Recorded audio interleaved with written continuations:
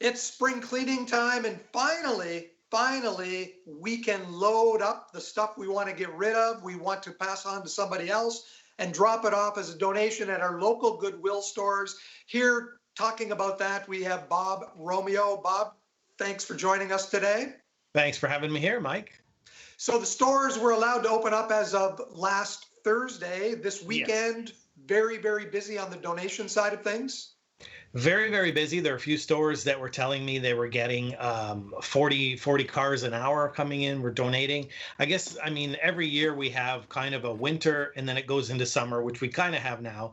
But this has probably been the best spring cleaning because a lot of people have been home looking around their house, taking that extra look. Do we really need this? Taking that time. And then they had it and then they were holding on to it and they had nowhere to go. And we opened and they came and we're extremely, happy that the community has come out in support of us and have brought so many donations to us. With 40 cars in an hour at some of these stores, how long would it take on average for someone to get there and wait and be out of there?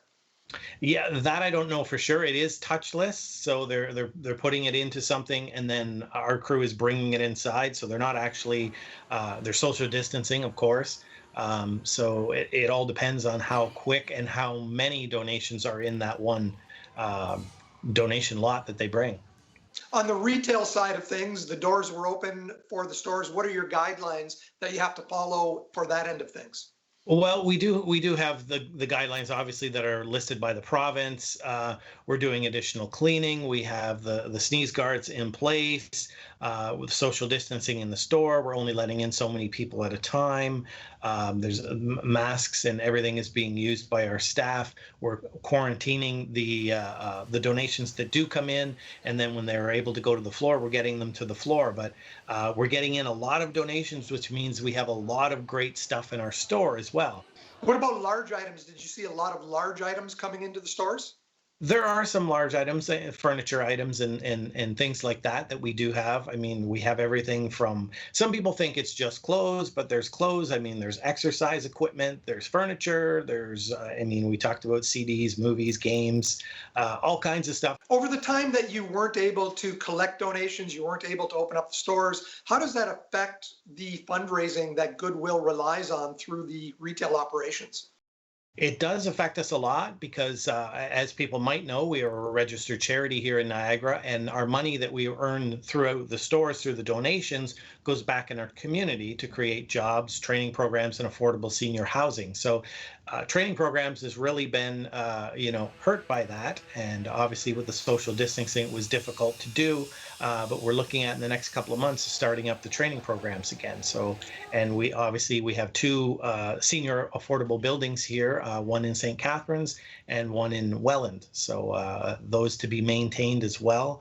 And yeah, just the different things we do in the community. We work with a lot of different agencies, some work that we don't speak about that we do. How many different Goodwill stores are there in Niagara and where are they all located? There are 6 stores. So there's 2 in St. Catharines, one on Welland Avenue, one on Glendale, right across from the Penn Center. And then in Welland, we have 2. There is Niagara Street and then one Churchill, which is our community center, and our affordable housing is there as well. And then we have Port Coburn, and which is at West Side Road, and then our big store in Niagara Falls, which is our biggest store now that we just opened, I think now 2 years ago, the Morrison Street store. Let's give you a chance to talk about your new program here on your TV, the Romeo Report. It's been looking great, some great guests. Who do you have lined up for future shows? Thanks, Mike. Yeah, we have future shows. I'm looking at. My wife is going to be on it. She's going to be singing and talking a little bit. I can't even remember who's on this week. We've got Zach Schwartz, who I don't know if people know his work in Niagara. He's a filmmaker and he's made a graphic novel on the workings of Mark Twain, that Mark Twain actually visited Niagara. I also have one of my buddies, Chris Carr, coming on the show, and he is a wrestling fanatic. So we'll talk about that kind of stuff. I'm looking at getting more musicians on the show.